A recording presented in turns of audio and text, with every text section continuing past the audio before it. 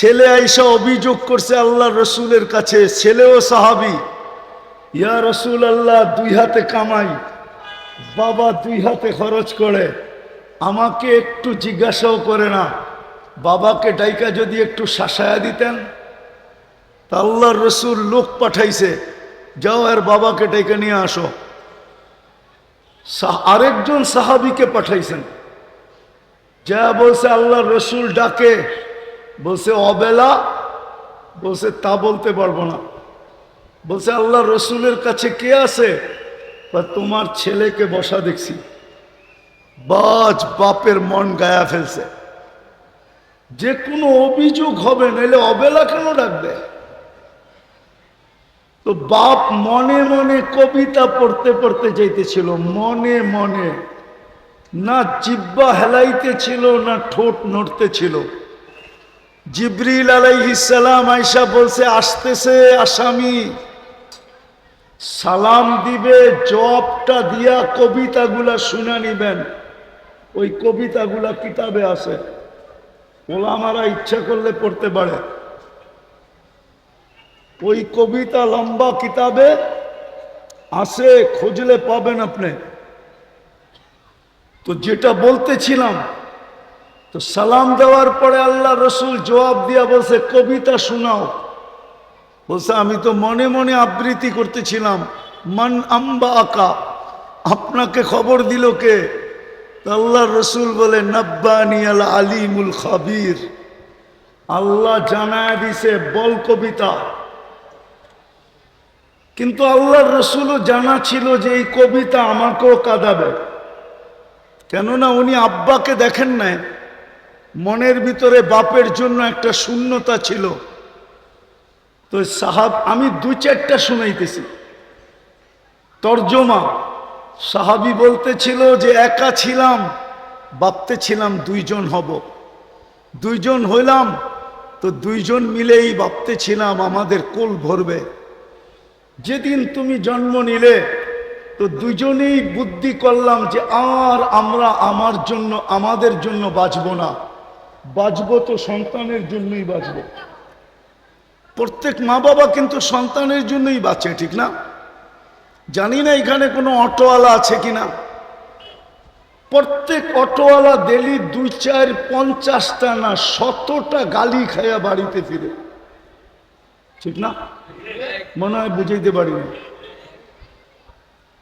আবার যদি যুবকদের হাতে পড়া যায়, তো ডেলি 2, 4টা থাপ্পড় খাইও বাড়িতে ফিরে, ঠিক না?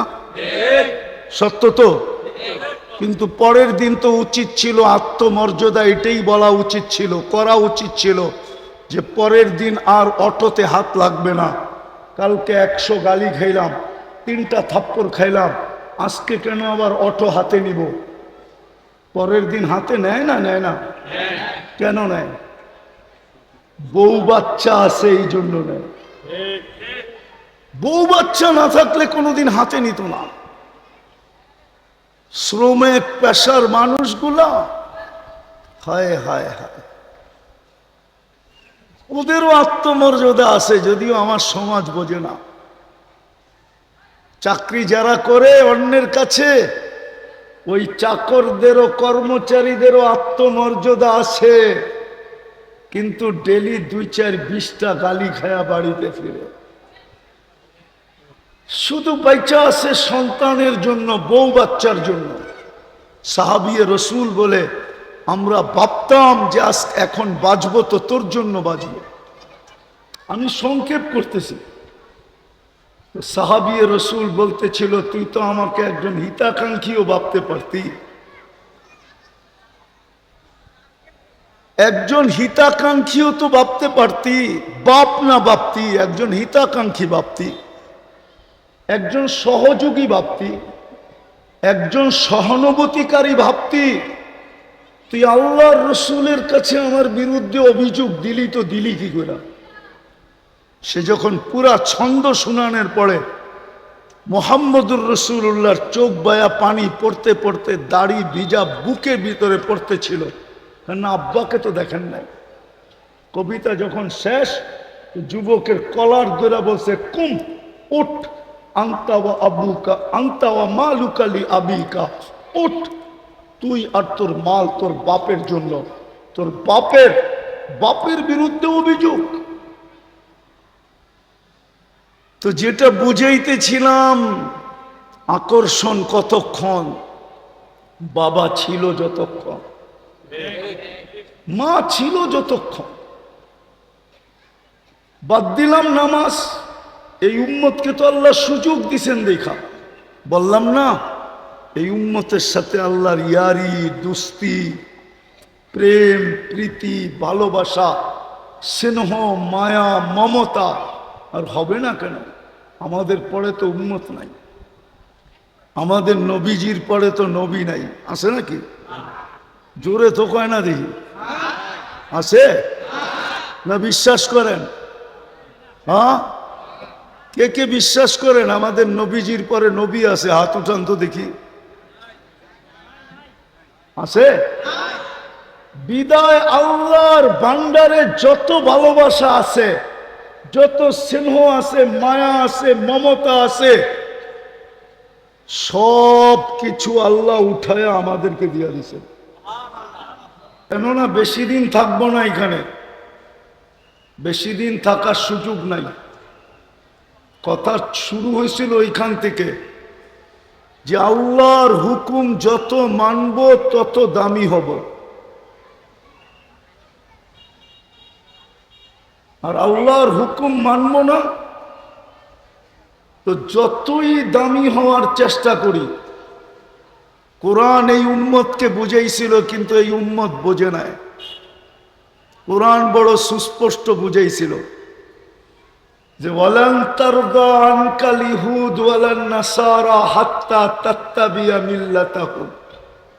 আল্লাহ ঘোষণা দিছিলেন উম্মতে মুহাম্মাদি, আমি তোমাদেরকে নিজের হাতে বাছাই করে উম্মতে মুহাম্মাদি নির্বাচিত করছি। কান খুলা শুনে নাও। আমি আপনাদেরটা জানি না, আমার ধারণা হলো আমাকে যখন আল্লাহ হাজারো না, লক্ষ না, কোটি মানুষের ভিতর থেকে যখন আমি আল্লাহর কুদরতি চোখে আসছি, তখন মনে হয় আমাকে উঠায়া বলছে তোকে উম্মতে মুহাম্মদী বানাইলাম। এরকম বাছাই করছে। কোরআন বলে হুয়াজ তাবাকুম, আল্লাহ বলে তোমরা আমার কুদরতি হাতে বাছাই কৃত। ওই উম্মতকে আল্লাহ বলতেছেন লান তারদা। আমি যুবকদেরকে বলতে চাইতেছি, যুবক ভালো মতে শোনো, কাজে দিবে। যতই তুমি রঙিন হও না কেন অন্যের সাজে, দুই সম্প্রদায়ের সাজে যতই রঙিন হই না কেন, অন্যদের সাজে যতই রঙিন হই না কেন, আল্লাহর গ্যারান্টি বিন্দু পরিমাণ না, বালুর কণা পরিমাণ ভালোবাসা তোমাদের জন্য ওদের দিলে আমি পয়দা হতে দিব না, না, না, না, না। আমার সমাজ যতই ওদের রঙে রঙিন হোক না কেন, আমার কথা ভালো মতে নোট করেন, যাকে আল্লাহ সদ ইচ্ছায় মুহাম্মদুর রাসূলুল্লাহ সাল্লাল্লাহু আলাইহি ওয়াসাল্লামের উম্মত বানাইছেন আর শ্রেষ্ঠত্বের মুকুটটা মাথায় পরাইছেন, ও যতই অন্যদের রঙে রঙিন হোক, যতই রঙিন হোক, কসম খোদার, আল্লাহ গ্যারান্টি দিয়া বলতেছেন লান তারদা। আপনি লান বুঝবেন না, লান ওলামারা বুঝবে। কোন দিন তোমাদের জন্য বিন্দু পরিমাণ ভালোবাসা আমি হইতে দিব না। তাইলে যুবক, ওদের স্টাইলে চুল কাটা লাভ কি? ওদের সাজে সজ্জিত হয়ে লাভটা কি? দুনিয়াই শেষ। কয়দিন এইখানে ফেমাস হইলে আপনি কয়দিন ফেমাস হবেন আমাকে বলেন? দুনিয়ার ফেমাসত্বের ধারা দুইটা, যতদিন বেঁচে থাকবেন অতদিন ফেমাস, মরা গেলেন আর কেউ খবর নেবে না। প্রমাণ দিমু, দিমু প্রমাণ? কার কার মা বাবা নাই হাত উঠান, নামান। একজনও হবে কিনা জানি না ডেলি মা বাবার জন্য 2 রাকাত নফল পড়ে।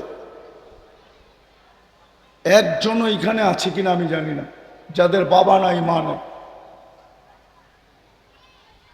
তাইলে মা বাবাই যখন আপনার কাছে আকর্ষণের পাত্র এখন রইল না, তো আপনি মরার পরে কার কাছে আকর্ষণের পাত্র থাকবেন? 2 রাকাত তো পড়ি না। বাবা যৌবন না দিলে তো আমি যৌবন পাওয়ার কোনো প্রশ্নই ছিল না। আমি হাদিস দিয়া প্রমাণ দিতেছি।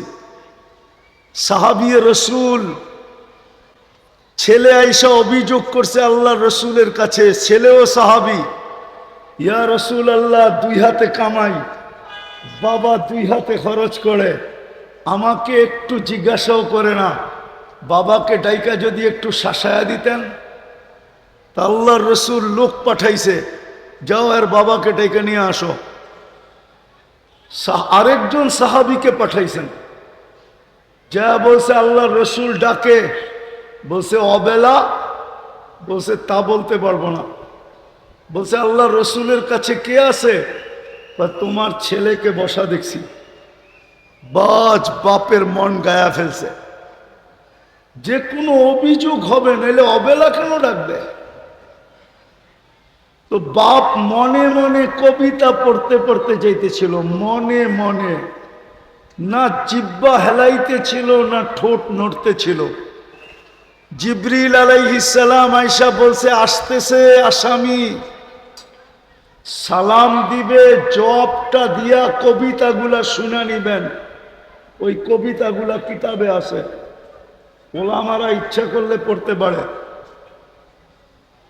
ওই কবিতা লম্বা কিতাবে আছে, খুঁজলে পাবেন আপনি। তো যেটা বলতেছিলাম, তো সালাম দেওয়ার পরে আল্লাহ রসুল জবাব দিয়া বলছে কবিতা শোনাও। বলছে আমি তো মনে মনে আবৃত্তি করতেছিলাম। মান আম্বা আকা, আপনাকে খবর দিল কে? আল্লাহ রসুল বলে নব্বানি আল আলিমুল খাবির, আল্লাহ জানায় দিছে, বল কবিতা। কিন্তু আল্লাহর রসুলও জানা ছিল যে এই কবিতা আমাকেও কাঁদাবে, কেননা উনি আব্বাকে দেখেন নাই। মনের ভিতরে বাপের জন্য একটা শূন্যতা ছিল। তো আমি 2-4টা শুনাইতেছি তর্জমা। সাহাবী বলতেছিল যে একা ছিলাম, ভাবতে ছিলাম 2 জন হব, 2 জন হইলাম, তো 2 জন মিলেই ভাবতে ছিলাম আমাদের কোল ভরবে। যেদিন তুমি জন্ম নিলে, তো 2 জনেই বুদ্ধি করলাম যে আর আমরা আমাদের জন্য বাঁচব না, বাঁচবো তো সন্তানের জন্যই বাঁচব। প্রত্যেক মা বাবা কিন্তু সন্তানের জন্যই বাঁচে, ঠিক না? জানি না এখানে কোনো অটোওয়ালা আছে কিনা। প্রত্যেক অটোওয়ালা ডেলি 2-4-50টা না 100টা গালি খায়া বাড়িতে ফিরে, ঠিক না? মনে হয় বুঝাইতে পারি না। আবার যদি যুবকদের হাতে পড়া যায়, তো ডেলি 2-4টা থাপ্পড় খায়ও বাড়িতে ফিরে, ঠিক না?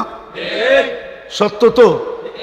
কিন্তু পরের দিন তো উচিত ছিল আত্মমর্যাদা, এটাই বলা উচিত ছিল, করা উচিত ছিল যে পরের দিন আর অটোতে হাত লাগবে না।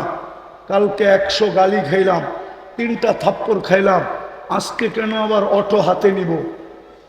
পরের দিন হাতে নেয় না, নেয় না? কেন নেয়? বউ বাচ্চা আছে এই জন্য নেয়। বউ বাচ্চা না থাকলে কোনোদিন হাতে নিত না। শ্রমে পেশার মানুষগুলা, হায় হায় হায়, ওদেরও আত্মমর্যাদা আছে, যদিও আমার সমাজ বোঝে না। চাকরি যারা করে অন্যের কাছে, ওই চাকরদেরও কর্মচারীদেরও আত্মমর্যাদা আছে, কিন্তু ডেলি 2-4-20টা গালি খায়া বাড়িতে ফিরে। শুধু বাইচা আছে সন্তানের জন্য, বউ বাচ্চার জন্য। সাহাবী রসুল বলে আমরা ভাবতাম যে এখন বাঁচবো তো তোর জন্য বাঁচবো, আমি সংক্ষেপ করতেছি। সাহাবী রসুল বলতেছিল, তুই তো আমাকে একজন হিতাকাঙ্ক্ষীও ভাবতে পারতি, একজন হিতাকাঙ্ক্ষীও তো ভাবতে পারতি, বাপ না ভাবতি, একজন হিতাকাঙ্ক্ষী ভাবতি, একজন সহযোগী ভাবতি, একজন সহানুভূতিকারী ভাবতি। তুই আল্লাহর রসুলের কাছে আমার বিরুদ্ধে অভিযোগ দিলি, তো দিলি কি করে? সে যখন পুরা ছন্দ শুনানোর পরে মোহাম্মদুর রসুল্লাহর চোখ বায়া পানি পড়তে পড়তে দাড়ি ভিজা বুকের ভিতরে পড়তেছিল, না আব্বাকে তো দেখেন নাই। কবিতা যখন শেষ, যুবকের কলার ধরে বলছে, কুম উঠ, আন্তা ওয়া আবুকা আন্তা ওয়া মালুকা লি আবিকা, উঠ, তুই আর তোর মাল তোর বাপের জন্য, তোর বাপের বিরুদ্ধে অভিযোগ। তো যেটা বুঝাইতেছিলাম, আকর্ষণ কতক্ষণ, বাবা ছিল যতক্ষণ, মা ছিল যতক্ষণ। বাদ দিলাম নামাজ, এই উম্মতকে তো আল্লাহ সুযোগ দিছেন দেখা। বললাম না, এই উম্মতের সাথে আল্লাহর ইয়ারি, দুস্তি, প্রেম, প্রীতি, ভালোবাসা, স্নেহ, মায়া, মমতা আর হবে না কেন? আমাদের পরে তো উম্মত নাই, আমাদের নবীজির পরে তো নবী নাই, আছে নাকি? জোরে তো কয় না দেখি, আছে না? বিশ্বাস করেন? হ্যাঁ, কে কে বিশ্বাস করেন আমাদের নবীজির পরে নবী আছে? হাত উঠান তো দেখি, আছে? বিদায় আল্লাহর ভান্ডারে যত ভালোবাসা আছে, যত স্নেহ আছে, মায়া আছে, মমতা আছে, সব কিছু আল্লাহ উঠায় আমাদেরকে দিয়ে দিছে। মনে হয় বুঝাইতে পারি না আপনাকে। এই জন্য আমাদেরকে দিছেন, একবার পড়লে 10 পারার সওয়াব পাওয়া যায়। 10 পারা, কয় পারা? কয়বার পড়লে? 2 বার, 3 বার। কিসের সওয়াব পাওয়া যায়? 30 পারা। কি কি? আরে জোরে বলেন। কোরআন। শুধু কোরআন না, এটা আল্লাহর কালাম, কালাম, কালাম, কালাম। আপনি কালাম বোঝেন না, আপনি কোরআন বুঝছেন। কালাম বুঝতেন যদি আমার মতো তুর পাহাড় দেখতেন। তুর পাহাড় দেখেন না তো কালাম বসবেন কোথেকে? ওইখানে গেলে বনের ভিতরে প্রথম ধাক্কা দেয় যে মুসা আলাইহিস সালাম তো এইখানে দাঁড়াই কথা বলতেন, ঠিক না? ঠিক না? হ্যাঁ, মুসা আলাইহিস সালাম কথা বলতেন, ঠিক না? আল্লাহ তো নিজের কালাম উঠায় আমাদেরকে দিয়া দিয়েছেন। মুসা আলাইহিস সালাম নিজে কথা বলে উঠায়া দিয়া দিলাম, আমি তোর লোকের কথা বলবো। কোরআন তো হইল আল্লাহ আমাদের সাথে কথা বলে। কোরআন তো শুধু কালাম না, আল্লাহর সাথে কথা বলার জন্য তো আমাদেরকে নামাজ দিছিলেন। আমি যখন দেখতে গেছি তো আমার মনে এই খটকাই ছিল যে মুসা আলাইহিস সালাম তো এইখানে কথা বলতেন, কিন্তু আল্লাহই মনে সান্ত্বনা দিছে যে কথা বললেও তো এইখানেই বলতে পারতো, আর কোথাও তো পারতো না। দিনের ভিতরে একটা সময়ই বলতে পারতো, এরপরে তো আর পারতো না। আবার ওই কথা বলারও সীমা রেখা ছিল। ও উম্মতে মোহাম্মদী, ও বন্ধুর উম্মত, তোকে তো আমি 23 ঘন্টা কথা বলার সুযোগ দিছি। 23 ঘন্টা। কয় ঘন্টা? সুবহানাল্লাহ, এত আসতে বললেন।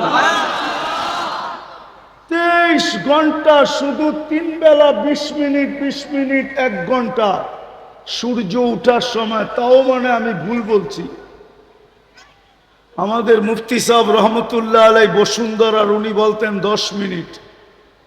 সূর্য উঠার সময় 10 মিনিট, ডুবার সময় 10 মিনিট, আর যখন মাথার উপরে আসে 10 মিনিট, বা 15 মিনিট ধরলাম, 45 মিনিট। এতটুক কথা বলা নিষেধ। বাকি পুরা 23 ঘন্টা যদি আপনি কথা বলতে চান তো অনুমতি আছে। মুসাল্লি ইউনাজি রব্বা, নামাজি আল্লাহর সাথে কথা বলে। আর যখন কোরআন পড়তে থাকে তো আল্লাহ স্বয়ং ওই বান্দার সাথে কথা বলতে থাকে। কিন্তু 3 বার সূরা ইখলাস পড়েও তো মা বাবাকে দিই না। কয়জন আছে এখানে ডেলি 3 বার সূরা ইখলাস পড়া যে আল্লাহ এক খতম কোরআনের সওয়াব হইল মা বাবাকে দিয়া দিয়েন? তাইলে তো 365 দিনে 365 কোরআন খতম হতো। 365 কোরআন খতমের সওয়াব মা বাবা পাইতো। বুঝা গেল আকর্ষণের পাত্র অতক্ষণ বাইচা আছে যতক্ষণ, বাইচা নাই আর আকর্ষণ নাই। আমি অতি তাড়াতাড়ি গুছায়া নিয়ে আসবো কথাকে। দ্বিতীয়, যেই জিনিস দ্বারা আপনি আকর্ষিত ওইটা আপনার হাতে আছে যতক্ষণ আপনি আকর্ষণের পাত্র অতক্ষণ। যুবক আকর্ষণের পাত্র কতক্ষণ? যৌবন আছে যতক্ষণ। রূপসী আকর্ষণের পাত্র কতক্ষণ? রূপ আছে যতক্ষণ। দেখেন না, একবারের বেশি 2 বার বিশ্ব সুন্দরী হওয়া যায় না। যায় নাকি? না মনে হয় যায়। কেন? 1 বৎসরই চামড়ার ফিটনেস কমে গেছে। 1 বৎসরই গাইটা গেছে, 1 বৎসরই মাপে কমে গেছে। তো আপনি আকর্ষণের পাত্র কতক্ষণ? ছিল তো এই উম্মত আকর্ষণের পাত্র, নাইলে এতগুলা প্রতিশ্রুতি কেন হবে? উলাইকা লাহুমুল আমান কেন বলবে? লাহুম রিজকুন কারীম কেন বলবে? ইন্না নানানসুরু কেন বলবে? হায়াতান তাইয়্যিবা কেন বলবে? সুখের জীবন কেন বলবে? ইন্নাল ইজ্জাতা কেন বলবে? কেন বলবে?